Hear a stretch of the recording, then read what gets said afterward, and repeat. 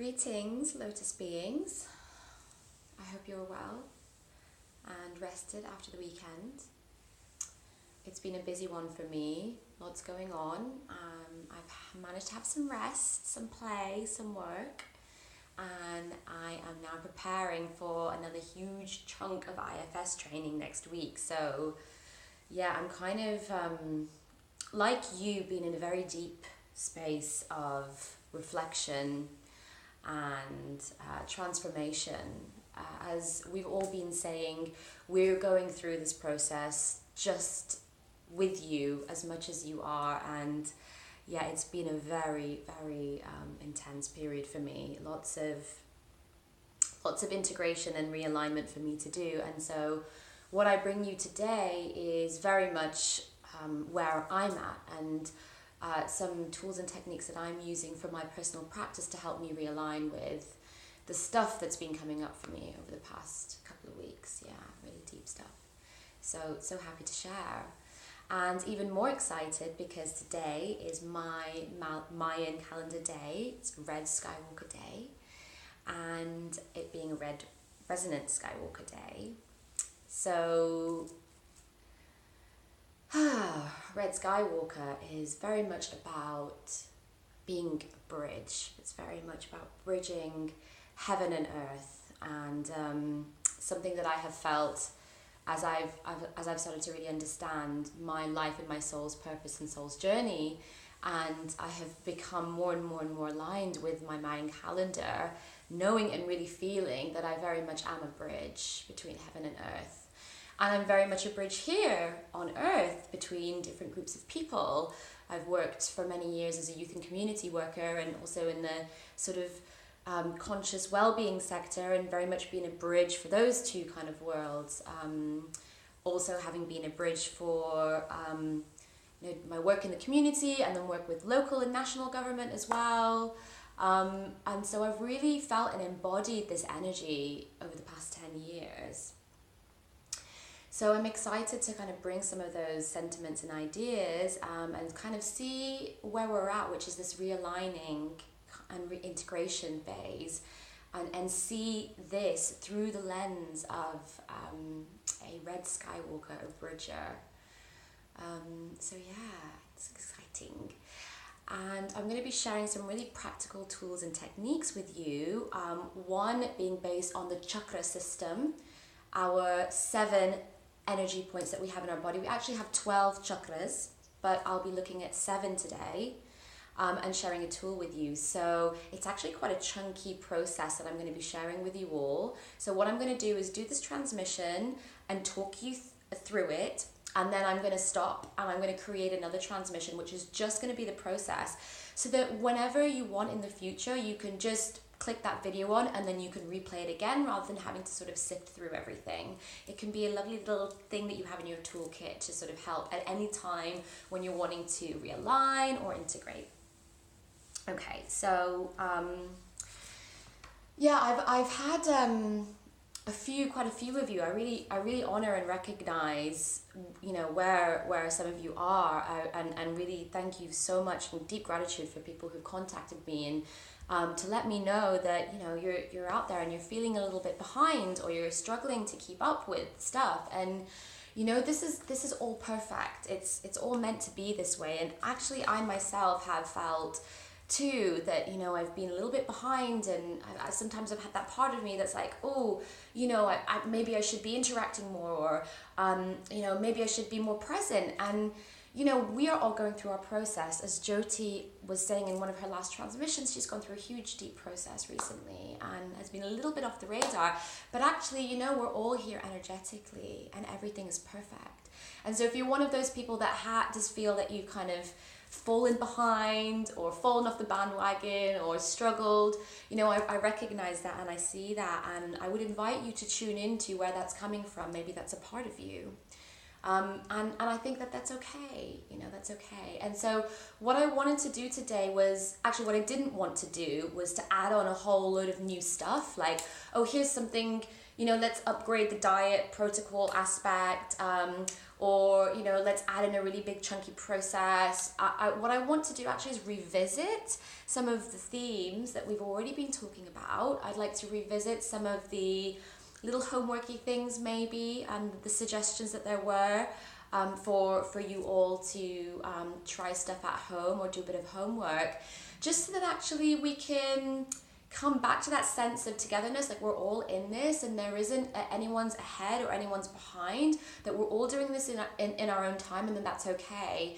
And actually this is a relatively short process. It's 40 days, and a lot of this stuff takes a lot of time to integrate. And just because, you know, I might integrate things or come into alignment, maybe it might take me longer than somebody else. It doesn't mean that, you know, I'm behind, or it doesn't mean that I didn't get it or I'm not good enough or anything like that. It just means that that's how I work, and maybe there was stuff that I needed to feel or see or be in order to then get it, you know, and to get to a place where I can really actually align. Because aligning isn't, you know, it's not like, okay, I'm going to align now and I'm going to sit here and I'm going to, you know, zone in and meditate and I'm going to be aligned. It's not that simple, and it's certainly not something that we are promoting, you know.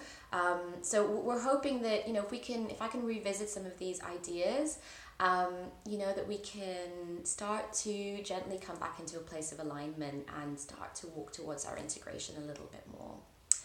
So, okay, I originally had this theme of today was, you know, what it is to be human and looking at the challenge. And, you know, there's bits of those that I'm definitely going to pick up, but it's, you know, my transmission today, the channel is well and truly open, and I'm just going beyond that. And I actually, the channel opened last night for me. So this is the way that I seem to work.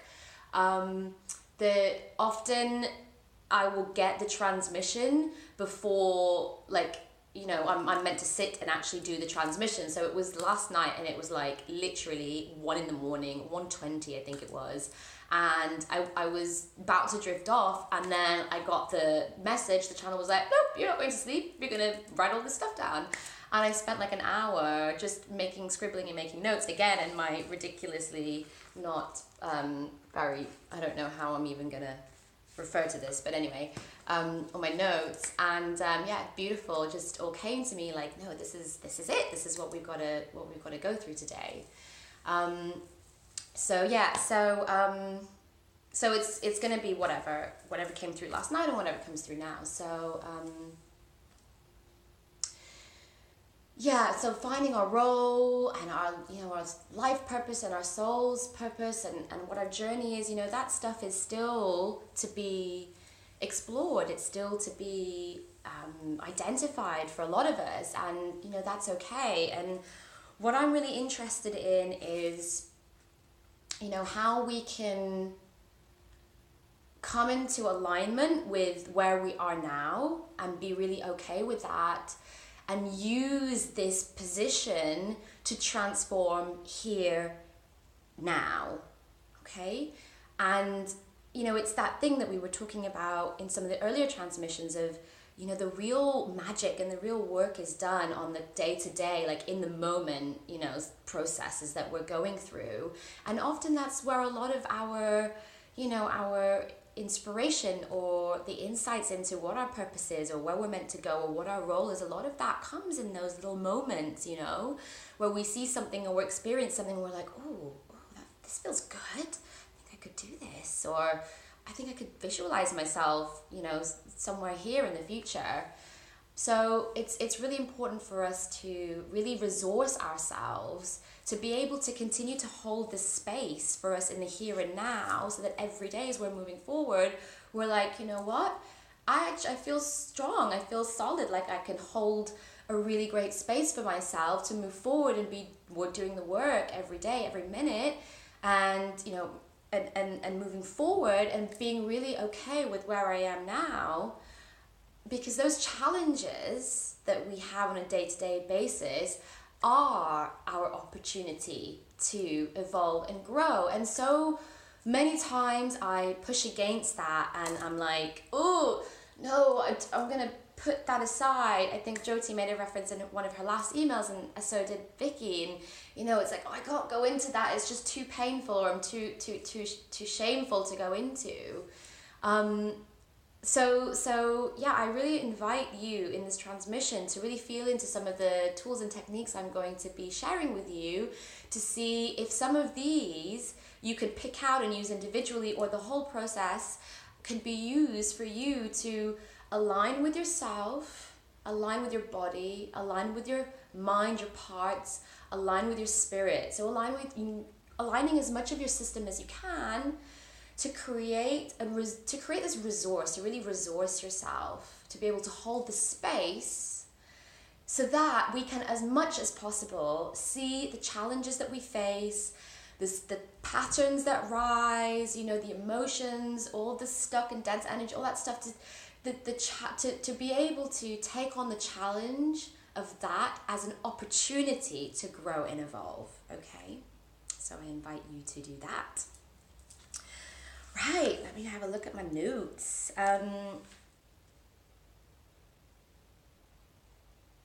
So yeah, oh, actually, okay. Yeah, a sister shared a funny story with me, which it's funny, but also quite, you know, very serious too. And it made me reflect and think about this idea again of how we kind of push against the challenge, and that through this process of aligning and embodying ourselves, and then, you know, being able to move through the integration, there's often some like times where we're really in like physical pain.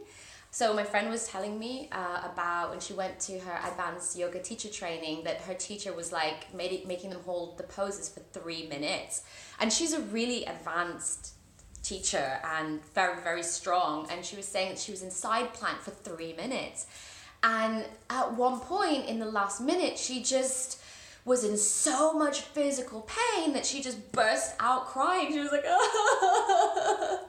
just shaking in side plank, just really, it was too much.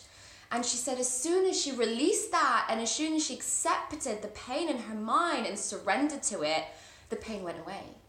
And she was able to do the last 30 seconds in side plank, actually in a state of bliss, and feeling really good, really, really good. Not just about herself, but just her body just being filled with this love, you know? So yeah, it's this idea that we can push and we can push, and we can really go through and feel this pain. And sometimes the pain is like, yeah, there's something that I want to show you, or I want you to see or feel. And when you get that, then it's okay for me to leave, you know? And it's just similar. It's the same as Jyoti talking about the manifestation, the physical manifestations of the body. The symptoms that we get are that message from the body of the, you know, the underlying deeply rooted stuff that we've got there to look at. So being able to go into that pain, being able to go into that sadness and really see it and feel it, and maybe again using our voice or using our mind to just sort of go in there and say, yes, I see that, I feel that, and to surrender to that is an opportunity then to actually dissolve and let that go. Okay, so yeah, I also wanted to just revisit some of the physical body stuff related to the diet. I think I'd in one of my earlier transmissions, it may have been my first transmission, I talked about the importance of keeping the flow of energy in our body kind of just nice, you know, and how our nutrition can help with that. And I talked about really having an abundance of protein and healthy fat in the system to keep our metabolism going and keep it really sharp. And then also starting to think about our carbohydrates, mainly refined carbohydrates and sugar intake, okay? So thinking of maybe, you know, if we do have some sluggishness, or our digestion sometimes is like a bit slow, or if we even tend to get constipated, then we might want to think about reducing our refined or even complex carbohydrate intake, and certainly sugar. So I want to revisit that, because for some of you, you might still be kind of making the steps towards that integration. So again, the inulin powder, which I was telling you about in another transmission, which is the food that feeds the good bacteria in the body, really helps us to clear the gut and helps us to detoxify all the eliminating organs like the liver, the gallbladder, the bladder, the kidneys, the lungs. You know, the bacteria is such an important part of our ecosystem. So if you haven't started that already, and it was something you were intending to do, please do check it out. A couple of heat teaspoons a day is, for me, really helps to just keep the channels really clear and keep all the bacteria really happy. Okay, so another way that you can sort of tell if, like, how your microbiome in general is doing is your tongue. So okay, so like mine has got like a sort of a thin white layer, which is kind of okay. But what you want to do is you want that layer to be as translucent as you can possibly get it, okay? So I have to say I've actually been eating like a fair amount of gluten-free bread over the past week because I've been really busy. So like every day I've had a piece of gluten-free toast, which for me is a big thing. And then I know the composition of my bacteria changes and I can feel myself getting sluggish and my brain being a bit foggy. It's because I've finely tuned my body so much. So, you know, when I strip all of those carbs out of my diet and I'm using protein and fat for my fuel, then I see my tongue has a more translucent pinky look and I can feel clearer in my mind and I feel like, oh, okay, I've got this abundance of bacteria that actually isn't feeding off the sugars and the carbs. And so it's creating the diversity of other bacteria that my body needs to really function optimally. So that's something for you to tune into as well. And I have other workshops that I do outside of here. And I will be launching online soon where you can follow gut cleansing protocols. So there'll be something launching in June with a dear sister, Claire Coburn. So watch out for that. Okay, so yeah, food. The metabolism also is always up for being tweaked and fine-tuned. So the more that we have protein and fats in our diet, the more that we can sort of switch the body's preferred source of fuel from carbs to protein and fat. That's when we can really crank the metabolism up. We can balance our hormones and actually we can get to a state where we have this abundance of energy. And you know, it's never too late to do this. The myth that you know, as we get older, our metabolism slow down is a myth. You know, it doesn't have to be that way. And at any age, you can train your metabolism to, you know, work more optimally. So the key to that is protein and fat, and having a little bit of a window of fasting. So, you know, between your evening meal and your morning meal, you know, having at least like, you know, 10, maybe even 12 hours where you're not eating and your body's able to repair itself and rest and recover. All of this stuff is really super important in that alignment. Also sleep. So I talked about the sleep routine and the sleep hygiene, very important. And also another addition, so latest research is showing us also that we do know rest and recovery is so important, but actually it's probably one of the biggest, most determining factors on inflammation in the body. And you know, inflammation can be just really low grade happening, like, you know, in your body over time, really low grade. But what it can mean is later on in your life, wham, you've got cardiovascular disease or you have an autoimmune disease or whatever. And so we've got to be really careful about all this low grade inflammation that's hidden in the body. So when we sleep, we have an opportunity to sort of lower that inflammation. So what we want to be doing to even more further optimize our sleep is making sure that we digest our food as far before eating as we possibly can. So I notoriously, and Vicky knows this because she's lived with me for a while, I notoriously eat dinner at like 8, 9 o'clock sometimes. And as a nutritional therapist, I know that that's not great. And this is something that I'm working towards now. So I'm starting to eat my meals at about 6, 7 o'clock at the latest. And I can notice what a huge difference it's had on my sleep. My sleep is like, ding! I can see even more of my dreams, get even more insights. They're even deeper. And I wake up from a really deep sleep and I'm like, whoa, that was so deep. So thinking about getting all our digestion done before we go to sleep, like quite well in advance, is also another way that we can optimize our sleep. Okay, wonderful. So I'm going to just talk you through the process that I'm going to take you through, and then I'm going to stop the video, and then I'm going to start again. Okay, so I also wanted to pick up on what Vicky had spoken about in terms of the colonizer codes and that importance of compassionate communication.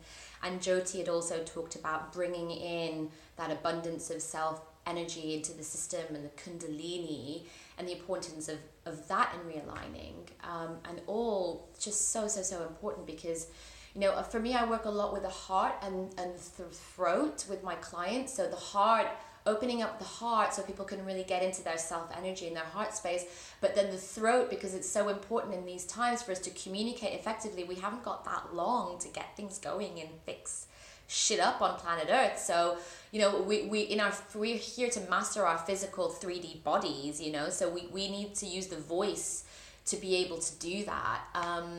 And also the voice is very healing as well, song and mantras and toning and all that's really super important, but also it's an elimination channel for energy too. So Vicky and I do a lot of burping as energy clearing, and certainly when we're working with our clients, we find that they do the same when that channel is open. So yes, very important as part of the realigning process, and that's what I'm going to be talking you through today.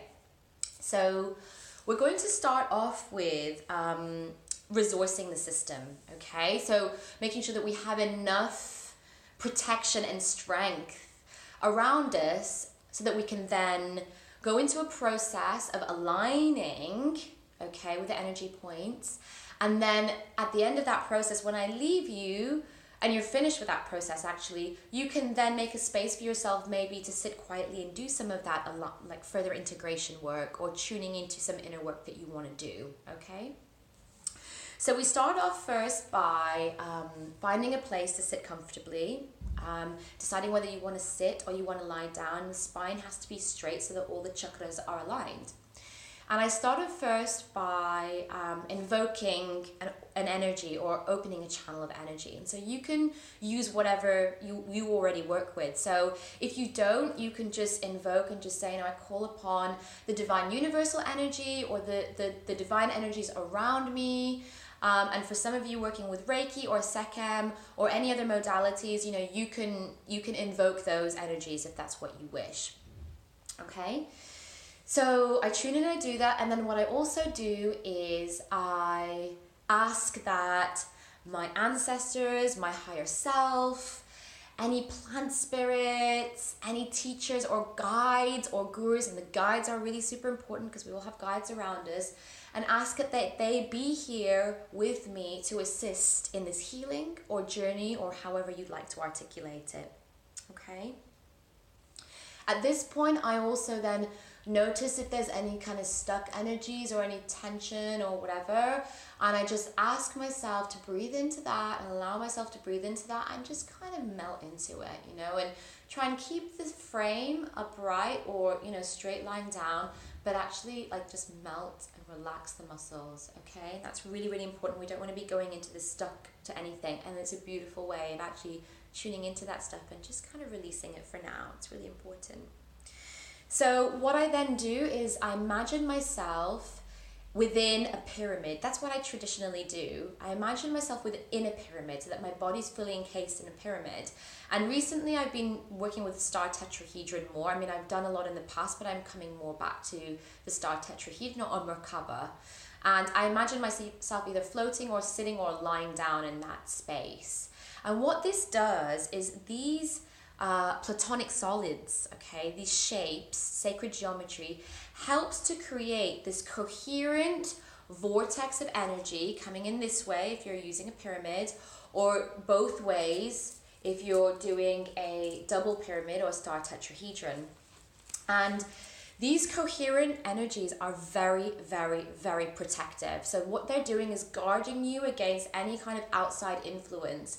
You can actually use this technique when going into meetings or when out and about in the world or doing any kind of energy work.